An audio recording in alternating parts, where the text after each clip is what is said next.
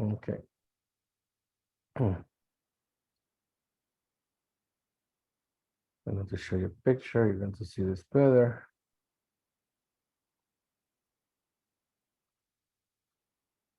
Let's see here. Let's share screen here. Okay. So hopefully everyone can see. It's kind of like a little summary of the energy of the Sfira of Netzach, right? So the question, what was Netzach? Netzach, we say, could be victory, could be endurance, fortitude, and ambition. So endurance and ambition is a combination of determination and tenacity. It is a balance of patience, persistence, and guts. Endurance is also being reliable and accountable, which establishes security and commitment. Without endurance, any good endeavor or intention has no chance of success. Any questions, disagreements about the statement, about endurance?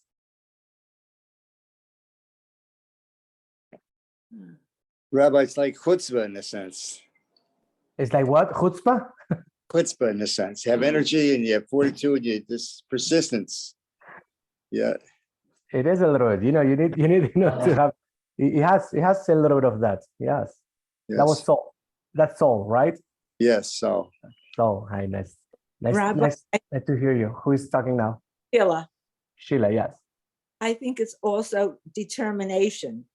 A combination of determination, but I really think it's your inner soul that's coming out, that's saying, I have to do this.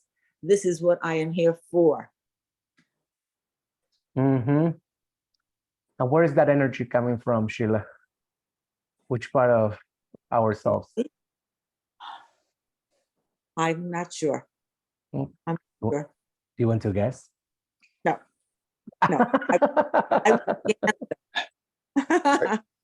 Is it our intellect? Is it our intellect? I don't think that is the intellect. I think every part of ourselves, probably takes a part, or play a part, on this endurance and this perseverance and this determination that Sheila used. So what was it again? It's also just in your gut, as a colloquial thing. Yes, right. When people say you have the guts to really do that, right? Or you have to say, having the gut feeling. It's interesting, just as a parenthesis, and this is again, yet another kind of a class that I would love to teach you guys. It's if you really pay attention, most of our language is related to our organs in our body. So feelings and emotions are related to an organ or to a limb in our body, right? You have the gut feelings, there's a lot of those. And in Spanish, there is also a lot, and in Hebrew also.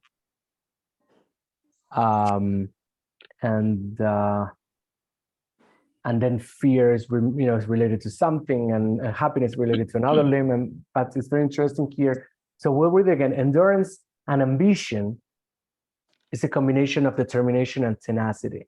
And this is interesting because some people say, oh, these people are so ambitious, right? And we see ambitious as a negative thing most of the time, because it's almost saying like they always want more. All right. So the question here, Okay. Sorry, who was Miriam? If I can just interject. Please, Arnie. I'm a graduate of NYU, and their motto or their slogan, and translated from Latin, was persevere and exceed. Mm-hmm. And I think that fits into what you're discussing. It's true. It's true. I mean, we need everything. We need everything. And it's okay to be ambitious. I mean, because the thing is not only to be ambitious, and also not to be ambitious at the price of, right? because I want something so much, I want something so badly, then I might be capable of selling myself, just to put it in different words, right? Just to really play very very low, not being in our board meeting last night, and we're talking about this idea of being ethic and to be moral and to really do things right. So being ambitious and I want that, like a little kid, and then we'll get a tantrum. Because when we are adults, we have more resources. That also is not healthy. But being ambitious, it's fine. I mean, I want to really get that done. I want to have and to meet that goal. And for that, you need endurance. And like Sheila said, determination. So it's a combination of determination and tenacity. There it goes. It is a balance. And here's the thing. It's a balance of patience, persistence, and guts. But most of the time, we want things right away, instant gratification, right? Especially we live in a world of instant gratification. And if we don't get it right away, right, we get impatient. And then we don't get the answer right away, and then we start zapping, on the TVs and all these kind of things, and then we forget that endurance, for sure, needs the part that is called patience. And there you go, patience, persistence, and guts, and that's the part that Saul was saying also, about the chutzpah. So endurance is also being reliable and accountable. That's a very important message there. What does it mean to be reliable and accountable when they talk about endurance?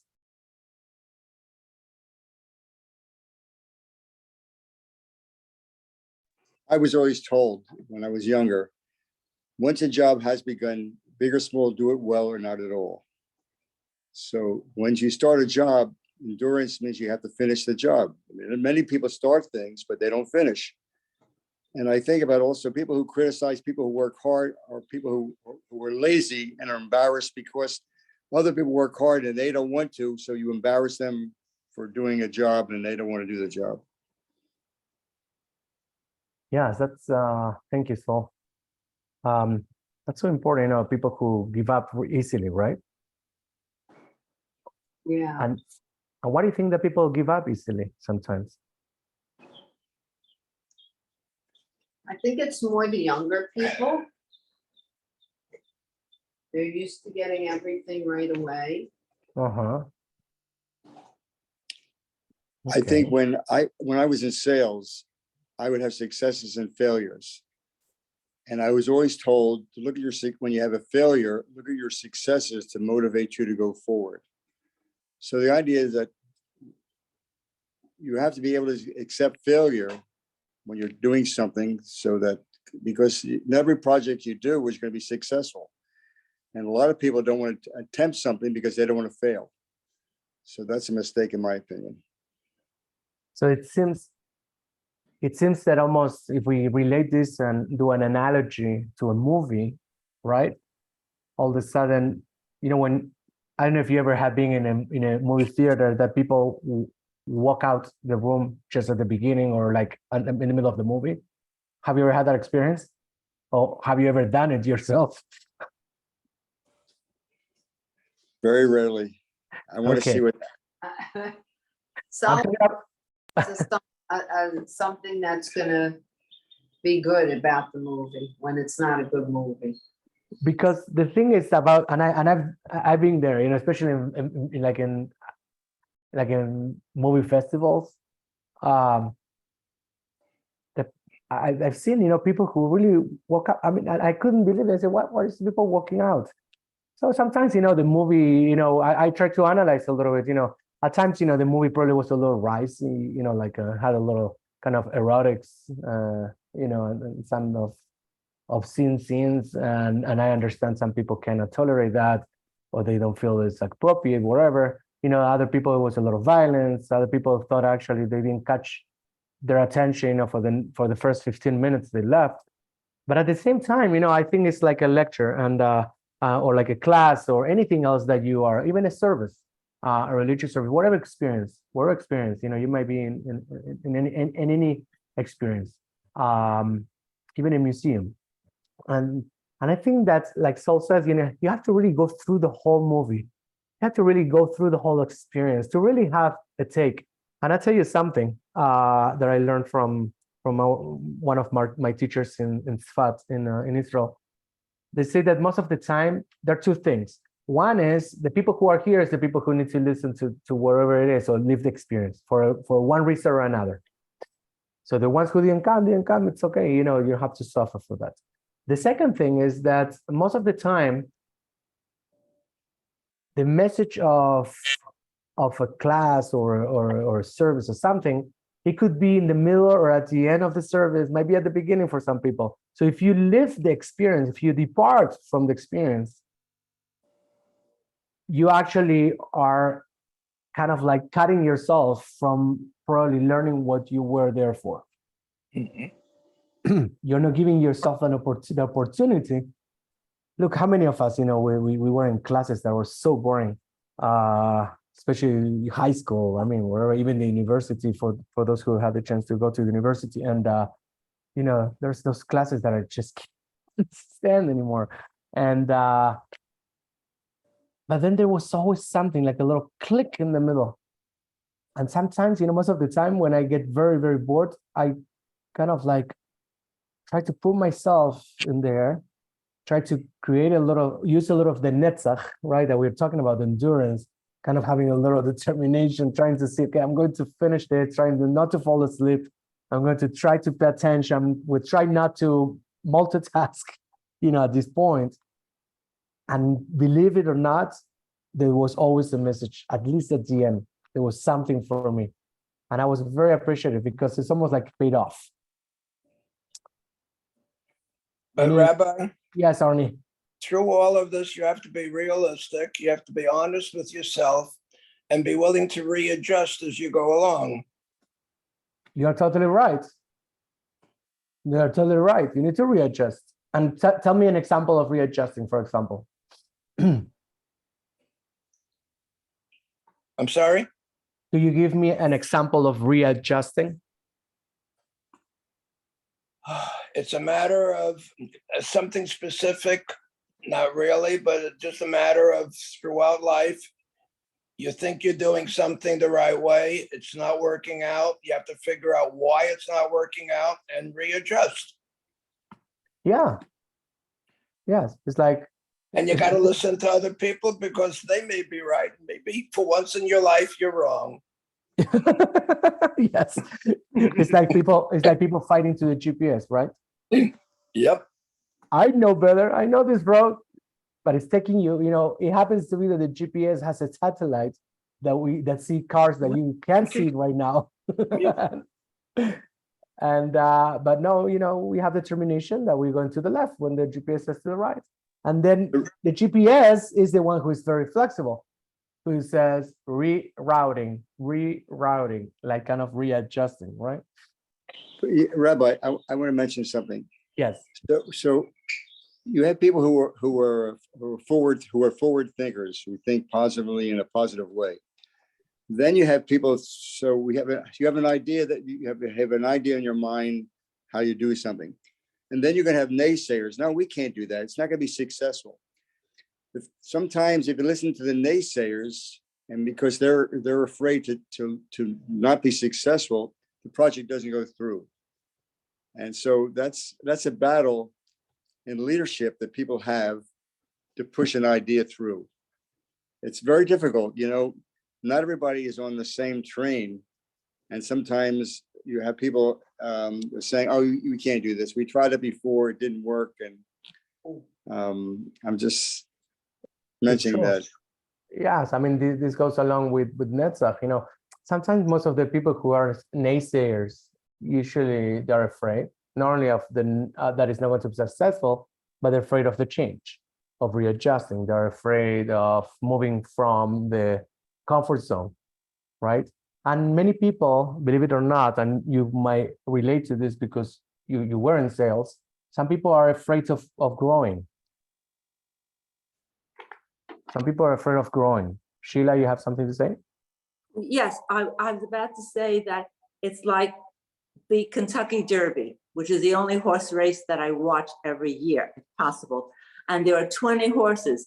And whether you come in first or last, every horse finishes the race. It's like a marathon. Yeah. Yeah. It doesn't matter if it's 3 hours later, you know, everyone gets there. It's like all the different fables that we know about turtles. Right. Yeah, and the turtle, what is the turtle actually is perfect for this, for Netzach. You know, a turtle is supposed to be what? What are the relationships that we have in different cultures about turtles? Do you know? They're very slow, but they continue on. And that's why we say They persevere. they persevere. Uh-huh. Slow and steady wins the race. The race, yes, yes. Slow and steady wins the race. Very good, Sheila. That's what we learn all the time, right? And it's very interesting because I didn't tell you. Actually, I should probably show you a picture. Let's see, actually, if I can show the picture here. Oh, very nice. The other day, I woke up, you know, after all the rains that we had and everything, and I woke up and I found what I'm going to show you now is going to be like this is my shirt, you know, that I tell you this. Let me show you. Second, stop sharing here. I'm going to share again. And I see this. Can you see it? Can you see it? Yes, it looks, yeah, there's the turtle. It is a turtle. It was a turtle in my swimming pool. Oh, This is my swimming pool, and there was a turtle that was swimming in the. I didn't understand for hours. My dogs were barking and barking and barking, and all the time we found this. I said, "What's going on?" I go outside, and they're like around the, you know, running around the swimming pool. And then I said to Marcela, "There is a turtle, you know, swimming in our swimming pool." And it's funny because just in 2019, you know, after a huge rain also that we got like this past weeks, there was a fish in my swimming pool. I guess that the wind, you know, moved them, you know, where something happened, you know, and then that happened and it happened to be that was the weekend we were reading Parashat Noah, you know, about the flood. So it was just very interesting. But I saw this turtle, and I don't, as you know, Marcela and I don't take things just lightly when it's about symbolism. And I said to her, "What do you think that the universe is trying to tell us? You know, that we got a turtle, you know, in the middle of the swimming pool." And then we were, you know, we were reading about the different, and I think it's just so appropriate, you know, to talk about the turtle when we talk about Netzach. So turtles, and let me share this because I just found it in the same place that I found it last time, which is here in Wikipedia. Turtles are frequently depicted in popular culture as easygoing, patient, and wise creatures. So it's interesting because most of the time when you're at school and you think about someone who finishes an exam quickly, that's a smart person, right?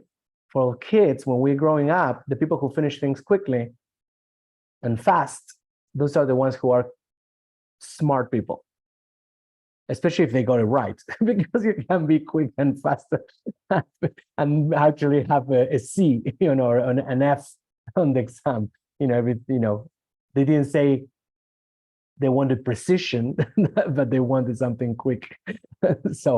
So this is due to their long lifespan.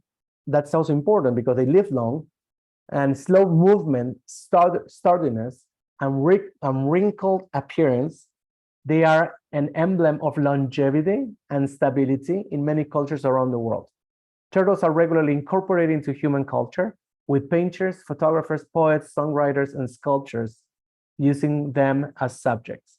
They have an important role in mythologies around the world and are often implicated in creation myths regarding the origin of the earth.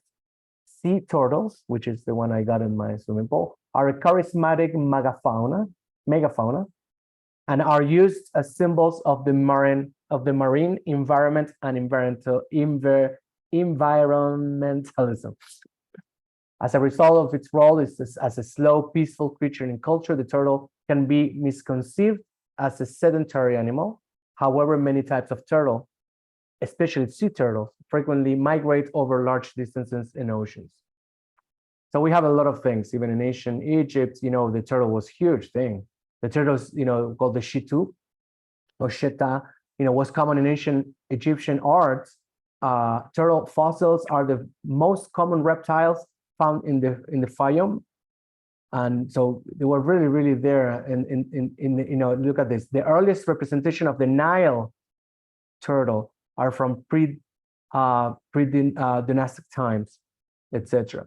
So there's a lot of things with turtle, and in China, of course, you got it right. Like even the Ninja Turtles. Remember the movies?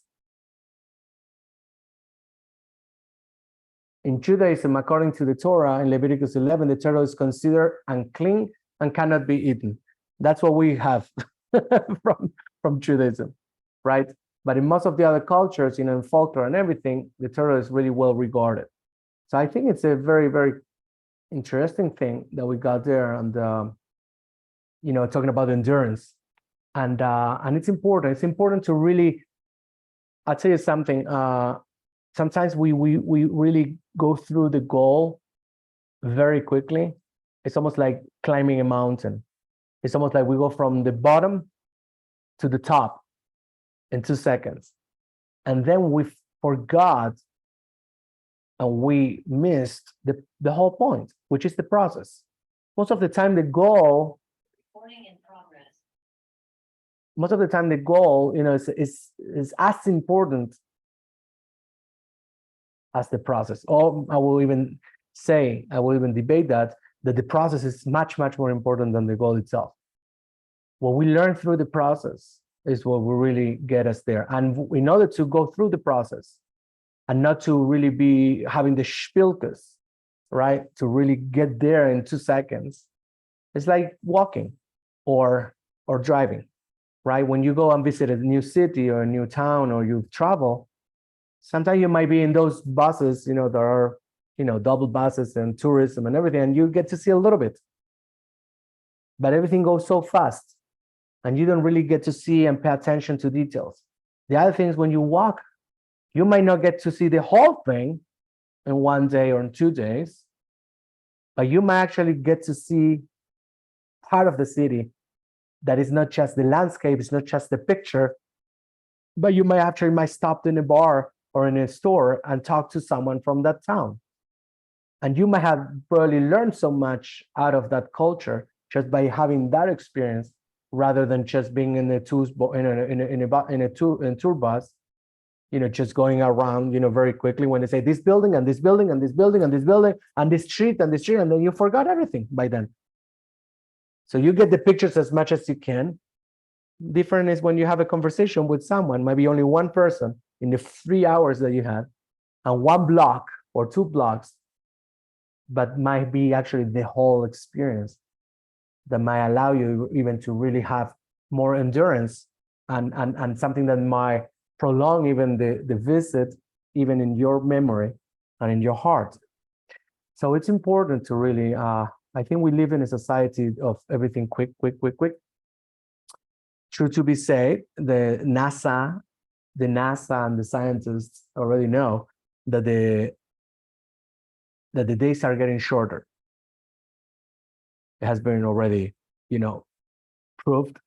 It seems that the Earth is going a little faster these days, and the frequency of the Earth is also a little higher. And that means actually that when we think that time flies, that we are already in May. Can you believe we are already in May? When you thought just about, that January was really like yesterday. So that something really is happening.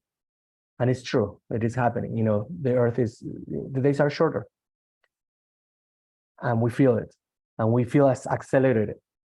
So I think the netzach and endurance is the same as anything else. To do a diet, to go to the gym, our religious or spiritual practices. People say, I went to Rosh Hashanah, I didn't get inspired. I'm so sorry. I mean, like, it doesn't happen in one day, during the year. I didn't get spiritual. You don't get spiritual, in one day. You need to practice, it's an exercise. It's like a lot of different things. Look, I went to the gym, 1 week and I didn't lose, all the weight I needed. Well, you need a few more weeks, right? You need probably a few months. Like anything else, you want to learn a new language, you want to learn Kabbalah, whatever, you need netzach. Netzach is so important. And you know which of our major personalities in the Tanakh, in the Bible, is related to netzach? Anyone remembers or knows? Each of the Sefirot is related to one biblical character, to one of the biblical personalities. And you know which one is the one for netzach? Anyone wants to guess? Job. Who do you say, Arnie? He said Job. I said Yeah, Joseph. that could have been. You say Joseph or Job? Same thing. Same thing. Depends Actually, if you're from here or South America. yeah, the one for netzach is Moshe Rabbeinu, Moses. Yeah. I just wanted to tell you, we took an art class and the teacher said he heard this father say to his children, well, we're here at the Louvre. We have 10 minutes and then we have to leave. Really, 10 minutes? At the Louvre. Can you believe it? Said, if you do just one picture, that would be proper, rather than 10 minutes for the whole art gallery. Absolutely. I have a story about It takes art. 10 minutes to walk to the first picture. What do you say, Marion? I said it takes 10 minutes to walk to the first painting at the Louvre. That is true. Yes, exactly. Sheila. I was taking an art course, and I was in New York City, and I needed to get to the Metropolitan Museum of Art. And whenever I traveled by train, or I would walk it to the train station. This time, for whatever reason, I took a bus. And when I took a bus, I was able to discern the different architectural periods on a second floor or a third floor that I had never seen before, because my perspective was completely different. Totally. It's and you remember, you just say the words that we said many times about perspective, right? Which is the dot, the Sefirot here. That's all about, because you might be even in the discussion and argument with someone, about, the different arts in New York City, this and that, and you always go with your perspective, and your perspective was, right, like you said, from the train perspective, from walking perspective. Today, that day you had a different perspective, and that is almost like making the picture even bigger.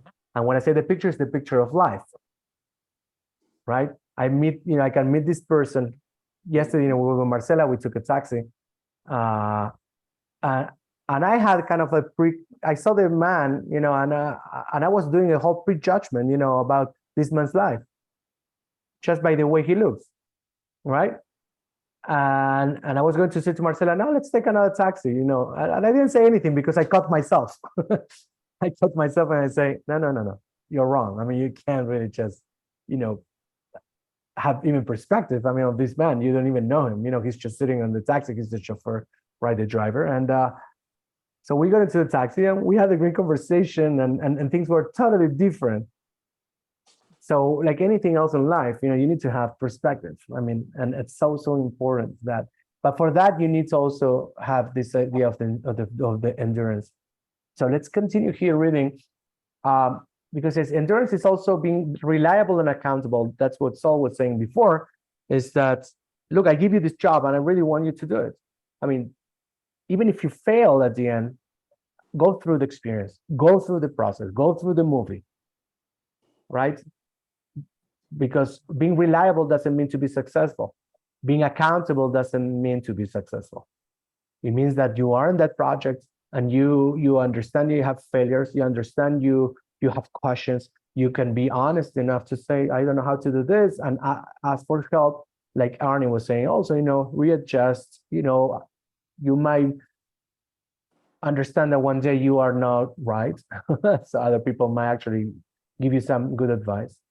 But it's important to be reliable and accountable.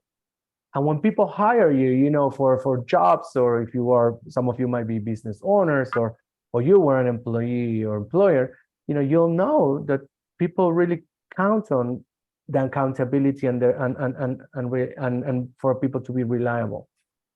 So important. It's almost the first thing you want, because people who quit right away, it's not enough. Now, which establishes security and commitment. That's exactly. Look, I'm the owner of a company. I want to hire you, and you are reliable. I think you're accountable. You have this experience. Your references tell me that. That gives me security. That gives me someone who's going to be fighting for it, who's going to work hard for it, who's going to, have the endurance to continue until the end of the experience of the road. Without endurance, any good endeavor or intention has no chance of success. And that's what we're going now. So endurance means to be alive. Listen to that. Endurance means to be alive. What do you think it says that?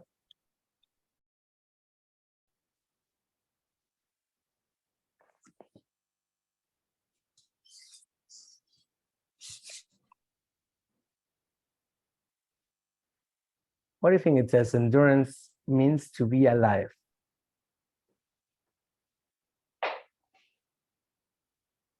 Well, when you're alive, you're actively doing something. I mean, you're sitting down doing nothing, you're not alive. I guess you're alive, just maybe thinking. Remember, go ahead. I'm just saying, when you participate and being involved in things, you're alive. Your life is you're fulfilling your life. God gave you a job to do. You're not on this earth just to sit and do nothing. You're supposed to be involved in life. So when you're involved, you're alive, and you. In the Torah, at the end of the Torah, one of the last parshiot called Nitzavim, it says, that you should choose life, and you should choose life. It's a very famous phrase. What is it? And you should choose life. Oh. Right? Ubacharta b'chaim. And the questions of the rabbis, I've been always saying, what do you mean life? What is life? What is death? So life and death, we know kind of like physically what it is. What does it mean spiritually? What does it mean for you, to this point of saying like endurance means to be alive? So what they said is that the comfort zone, and this is similar to my first sermon I gave, when I went to Bethel, about that life starts, after you pass the comfort zone, right? So for them, comfort zone is death, and readjusting, as Arnie say, and adjusting and moving on and having something to do, and remember, like I said before, we didn't come to be good, we come to be better. To be better, you need to improve yourself. You need to really do something about yourself. You have to be better every day in any aspect of your life. You can't do everything at the same time, but you have to really move forward. And endurance means that also, because in order to have endurance, you need to have a project, you need to have, you have a life. If you just sit down, like Saul says, it's death. It's the comfort zone, it's death. We didn't come just to be comfy here. People think that we just came, to this world to be comfy. What Shakespeare said, to be or not to be. To be or not to be. There you go, Shakespeare. And that's one of the problems that people say when we go back and relating this to a little to Torah, when they talk about Jacob. Jacob had a turmoil of life from the beginning, right? Our patriarch Jacob, from the beginning with, giving birth, being born with his twin brother, the selling of the blessing of the firstborn, and then lying to his father, listening to his mom, and then we know the whole story, and the whole Netflix of Jacob. And at the end, there's a point where it almost says like Jacob settled down, and then we have the problem of Joseph. So one more time, it's almost like, wake up, Jacob, you didn't come here to be comfortable. I mean, you need to move on. You need to continue your endurance, and he did afterwards.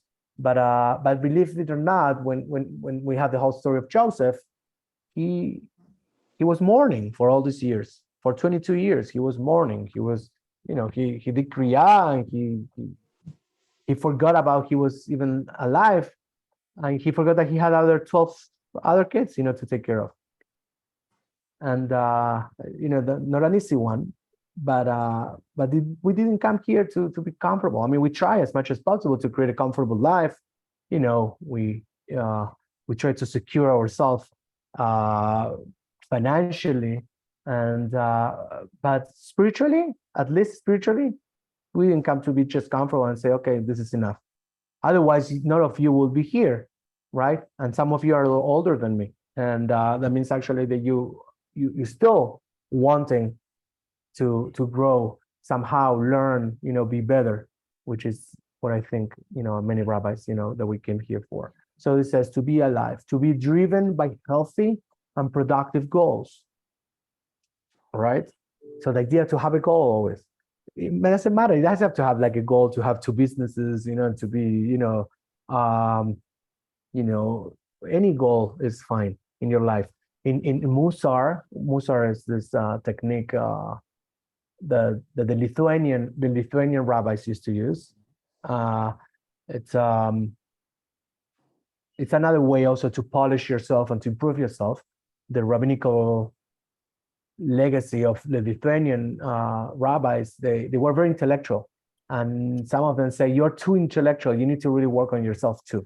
I mean, and your other character traits. So they created this sense and this technique and this modality called Musar, which means ethics. Musar means ethics, and one of them is called one of the techniques within the Musar to improve yourself, to polish yourself, to be better every day, is to do what is called kabbalot. Kabbalot, like Kabbalah, but in plural, kabbalot. And kabbalot is like, if you have a goal, don't try to say, okay, I'm going to, this month, I'm going to give $3,000 tzedakah, right? So you have two options. You give $3,000 tzedakah, with, out of the pocket right away, or you want to create a habit, to really give tzedakah, because maybe that's what you need. It's not really about giving it once and then that's it. It's not about the money. It's about the process. It's not about the goal. Remember, it's about the money. It's about the process. So the Kabbalot is, okay, let's divide, 3,000 divided by 30, I got to give $100 a day. So you go here to this place, you give $100 here, you go to the internet, look for a charity, wherever you want to give tzedakah, another $100. Every day you give $100. At the end of the month, you gave $3,000, which is a totally different experience than just give $3,000 at once. Mm-hmm. Because one thing is to create to fulfill the goal right away. Another thing is what the goal is going to make me grow, what the goal is going to give me the opportunity to process. And that's where it counts, at least for Judaism and many other cultures, of course. But in Kabbalah and Musar, you see, they work on to have a habit. I want to stop being angry or to answer back, with anger. It's a daily thing. It's not just like, okay, I'm going to do this course of 1 week and then I'm going to stop being, no, it's a daily thing, right? Like it happens to me yesterday, if I saw the person, from the driver and I had a misconception, I caught myself, right? But that should be a daily thing. If I look at someone else, right, not to prejudge, not to preconceive what that person might be or not be just by the appearance. So it's important. The healthy and productive goals, always have a goal in mind. It's very difficult to live a life without goals. It is the readiness to fight for what you believe. We repeat, it is the readiness to fight for what you believe. To go all the way. That's what Saul was saying before. Go all the way. Right? You believe in this? Now, I'm quoting all the time Saul and Arnie, because they were like, very, they can live together, they really intertwine.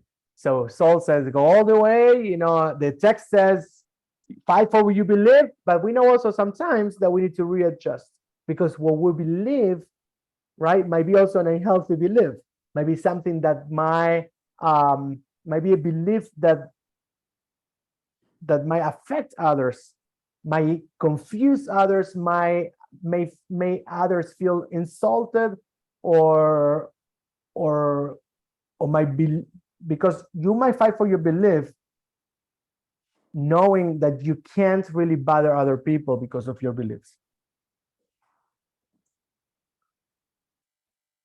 You know what I'm talking about? Mm-mm. No. This is what we talk all the time. Look, Russia might feel, that the belief is that they need to do this, and this, and that. Therefore, they attack Ukraine. Right? So Putin might have a belief.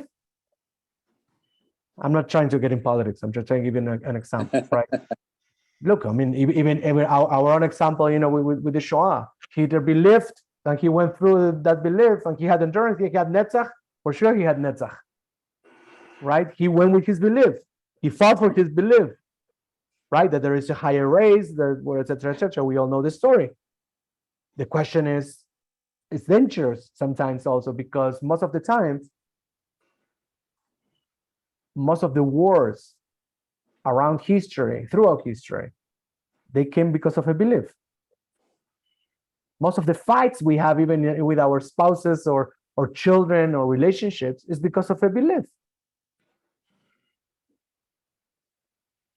So we have to be very careful with the idea of the belief.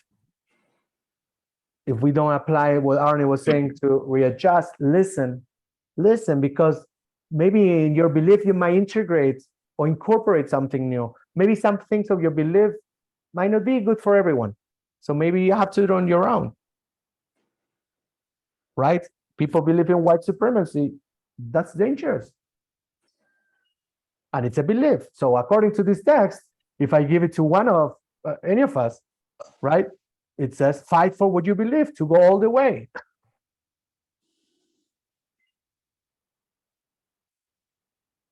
So once again, I would add to this that we always have to be careful also with that. Because if I am inflicting someone else with my belief, if I affecting other people, that's a big problem. So then my belief doesn't really cohabitate. It's not blending with society or other people in my life or in my world, in my circles. Then you need to readjust.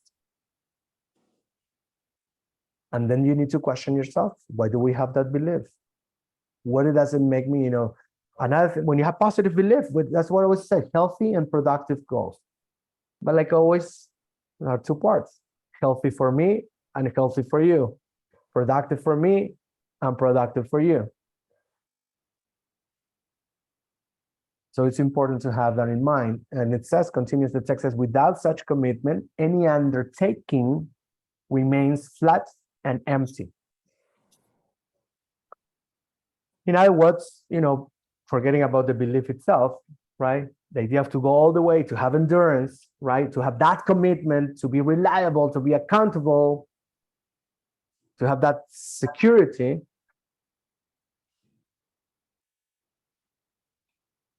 If we don't have any of that, what it says here, an undertaking remains flat and empty. And it's true. So it is an energy that comes from within and stops at nothing to achieve its goals. It is an energy that comes from within, right? And stops at nothing to achieve its goals. This, of course, requires that endurance be closely examined to ensure that it is used in a healthy and productive manner. Be a negative. Correct. So you see that there is always kind of like watch out, okay? Because, you know, you also might be in a relationship, right? That is not one of the best. It might be very toxic. And I don't know how much you want to make that endure. You see, I mean, so at times, there's certain things that, yes, we need to probably cut the movie in half. Sometimes probably we need to walk out the theater. You know, in other cultures, well, they would say, you know, let's say you have a relationship, you know, there's a marriage and it's not working well, right? And they couldn't really figure out how to work it out. Well, many marriages, you know, stay together because of this endurance, because they said you need to continue, you need to be together, you know, people don't divorce, you know, those kind of things. Now probably we are on the other side. People just walk out very easily, very quickly. And then there are plenty of divorces, you know, more than anything else in this world.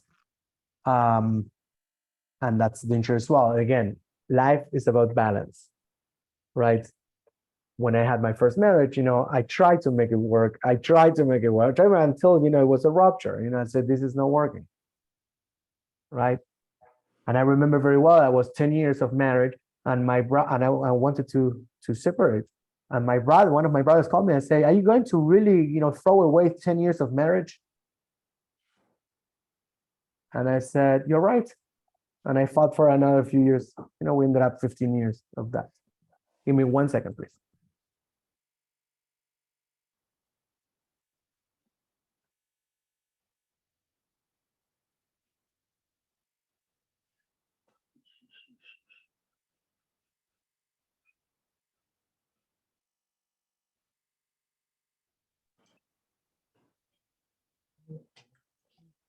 Regina, can you hear me? If you can hear me, give me a call when you get a chance.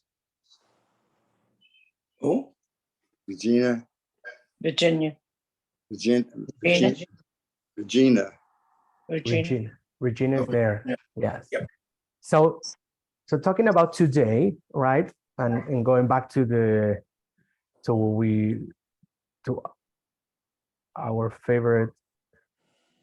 Let's see what you're saying right now.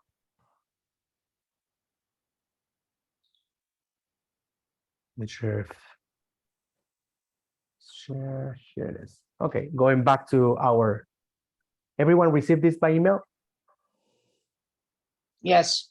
Okay, I think that if you received this by email, you have probably received it this morning from the executive assistant at Bethel WPB. Maybe if you haven't received an email from Vicky yet in your past, so look at the junk emails or spam, okay?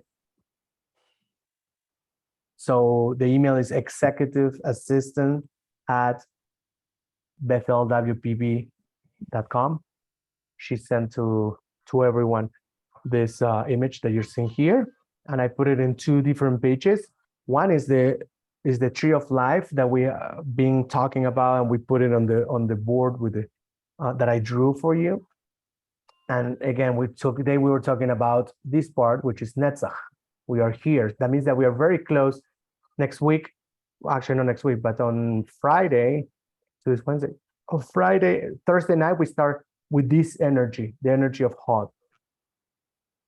Then next week we start with Yesod, and the last week is Malchut, and it's going to be at the end of Malchut. We're going to have Shavuot. Okay, so today we were talking about Netzach, right?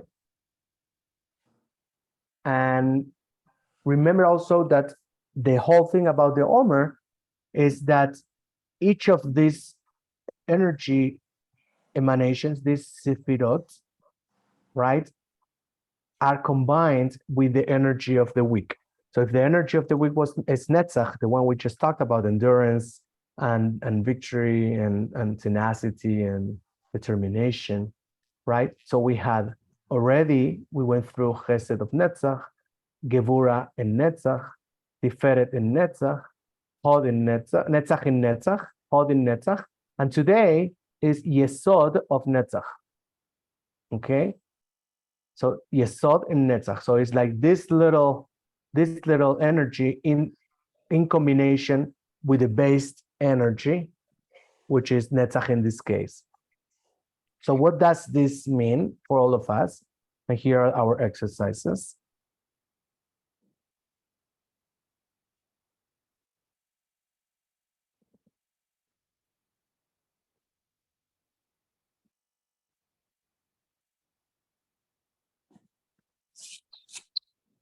So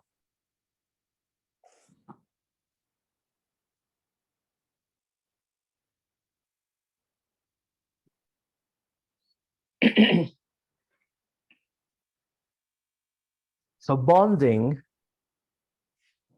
because this idea is bonding in endurance, right? Bonding in Netzach.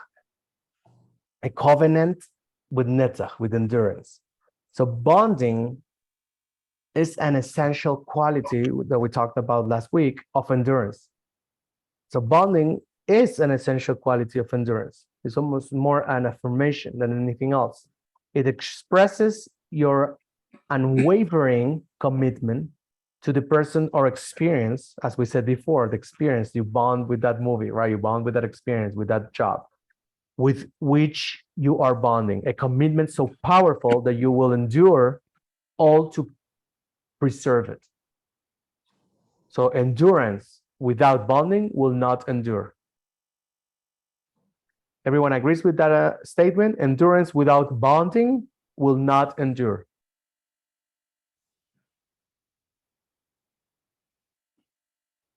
What do you mean by bond? Bonding? What do you mean by bonding, Rabbi? So what do you talk bonding? When you bond, you know, if you have a relationship, you bond with something. You bond with You somebody. bond with the idea, or you bond with other people? Exactly. So it's not only just intertwine with people, it's just relate to people, but it's bonding, right? It's Without bond, won't endure. so what the statement says, endurance without bonding will not endure. I have trouble with that statement. Okay, tell me more, Arnie. I don't understand the combination of endurance and then endure. But okay, I got it now. I give it a little thought. Okay.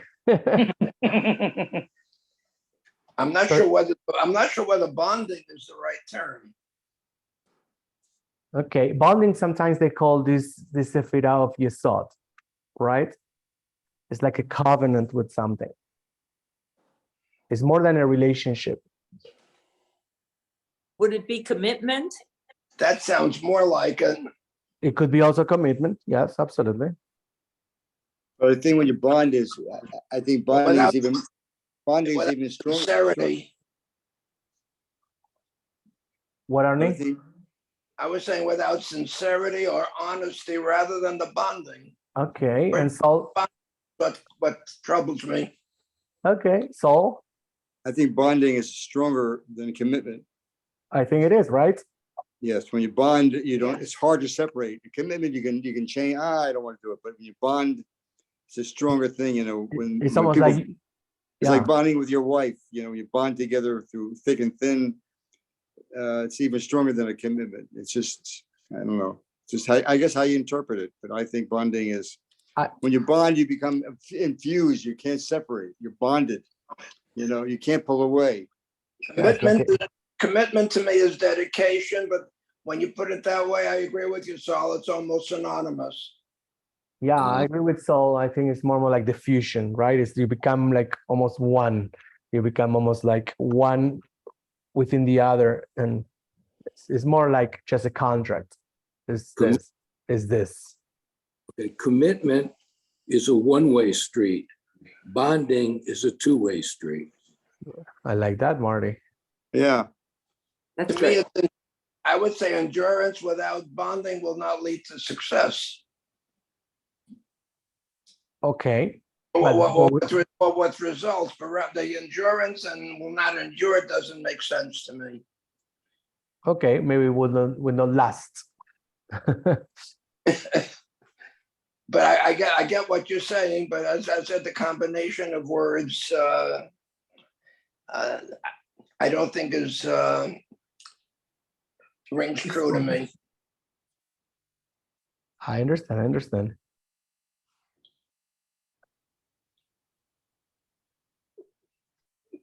Maybe it's something we should work on, or we can come up with a better answer. No, but it's something to think about. You know, we all have probably different ways to think about it, right? To interpret it, to relate to Everything it. Vicky sends me goes to spam, and I tell it, this is not spam. That's supposed to stop it from going to spam, and the next time it goes to spam anyway. What do you use, Outlook or regular Gmail or AOL? This is AOL. Yeah, I don't know how to use AOL well. They told me I had a problem, several relatives, all their mail was going to spam, and I couldn't figure out what to do, and I got on some kind of support. I had to pay for customer support. And they told me that I was doing it on my phone, and on the actual computer, there's a place to click, and this is not spam. And I clicked, this is not spam, and then it stopped going to spam. But I did that with Vicky. I did it in March, and I did it yesterday again. She sent 3 messages that all went to spam, and I clicked each one, this is not spam. And the one that she sent this morning to the class, it also went to spam. I just found it. I didn't get Wow. anything.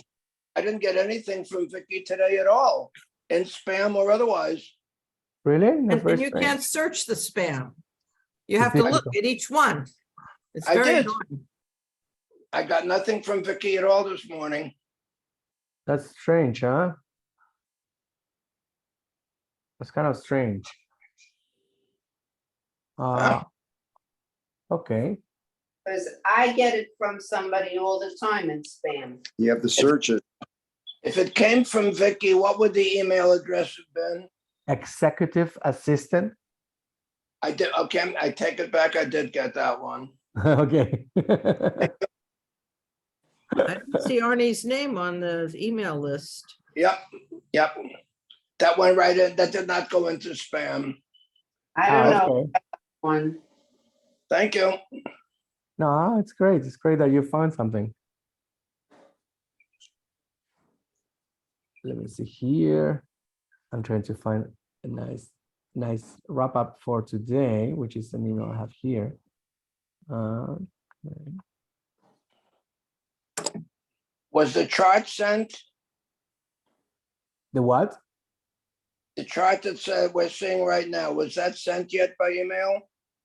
I don't see your address on it. There's like 28 addressees, but I don't see Arnie's name there. That's what I was saying. But I got it, I don't Did see. I get yours it? either. You got what? the chart. Where? You just saw it a minute No, ago. that's on his Zoom. You didn't get it by email? Oh, I don't know if I got it. I have to look.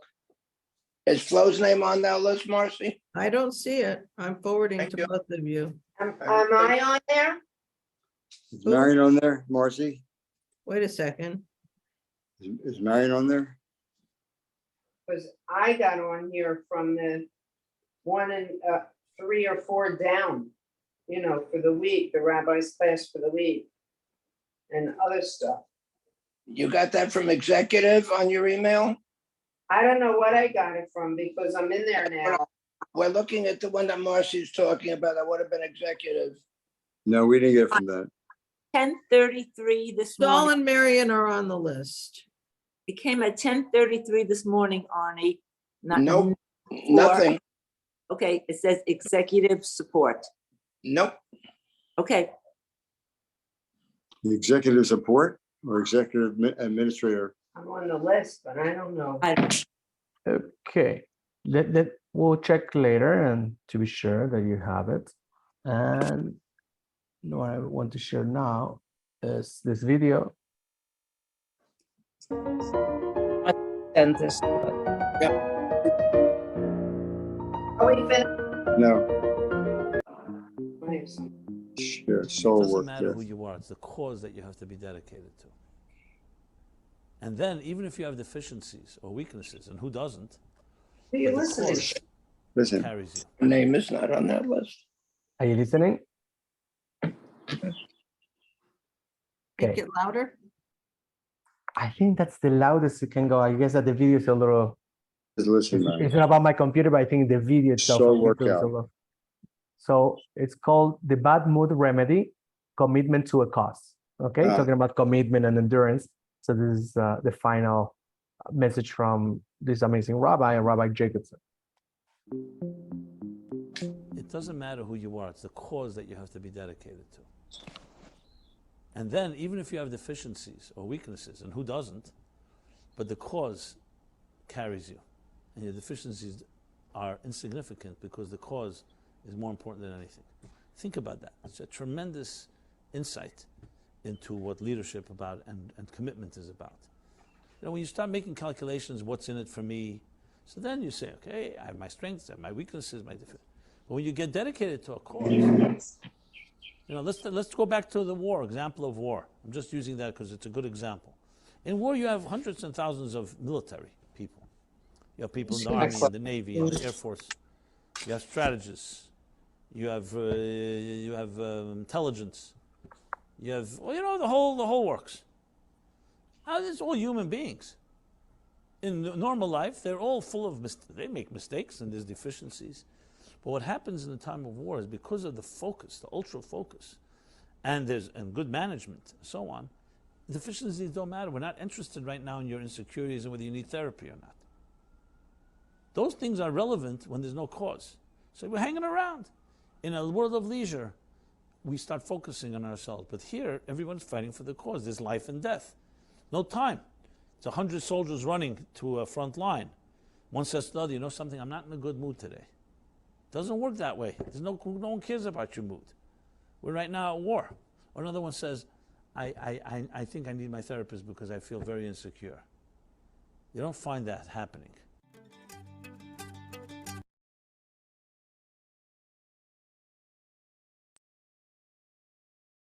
And I will leave you with that message from Rabbi Simon Jacobson. That was fabulous. He's brilliant. It's Thank you. brilliant. And that's a good closure for our Netzach I week. didn't hear any of it. Who didn't hear it? Marcy. I heard. Marcy, I will send it to you on WhatsApp so you can watch it. Okay. Okay. No worries. So You know- today, yes, any Yeah, I was gonna remarks? say, I was just gonna say something. To be able to get 10 people to go in the same direction and the same view is a very difficult thing. Takes a Yeah. special, you have to create a vision for everybody to believe in. But it's not impossible. No, it's not impossible. Can you send it to us as well? Because we couldn't hear it either. Absolutely. We'll listen to everyone. And could you Awesome. find out why our name was not on that carbon copy list? Your name was nowhere. It was not on that list that Vicky sent this morning. Are you I sure? forwarded to them. Our name is not on that list. I forwarded Flo said it so she they saw got it. it. Let's see. I thought Flo said she got it. I see your name there, Arnie. I got it from Marcy. Oh, Let's You don't see. hear, they don't hear you. The one that I forwarded did not have their name on as a That's what I'm recipient. saying. Flo did not get it. The only thing we got was Marcy's list that confirms that our name was not on the list. We'll check right now. I'll check right now, okay? Just to be sure that it's on the list. Okay, thank you. Absolutely. Well, any takeaways? Anyone wants to share a takeaway? Yeah, speaking of commitment, I drop back to the mathematical expression that it is necessary but not sufficient. Okay. Means what? Means you got to have heart.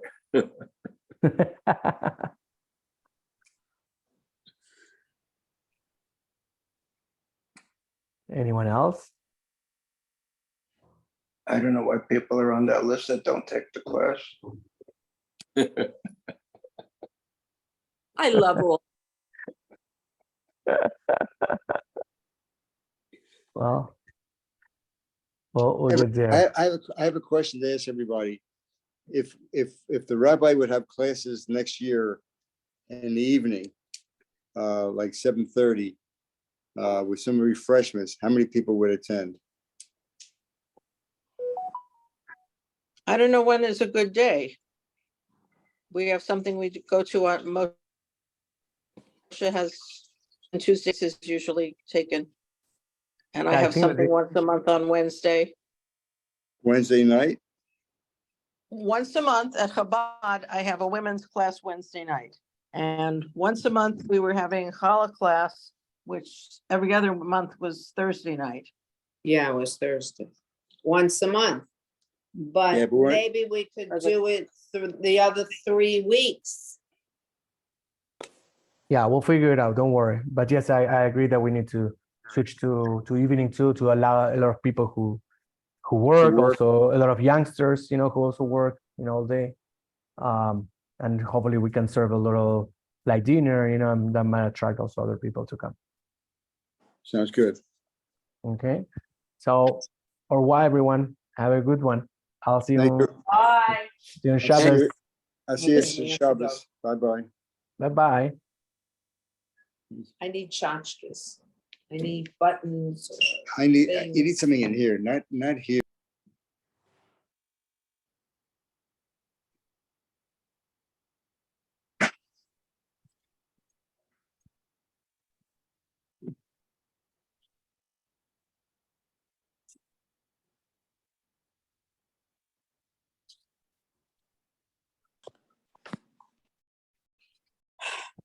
Rabbi, I thought I discontinued. Hi, Susan. Hi, Rabbi. Lovely class, Rabbi. Thank you. Marcy, you're a double? Marcia, you're there. Right. You're muted, honey. I was unmuted before.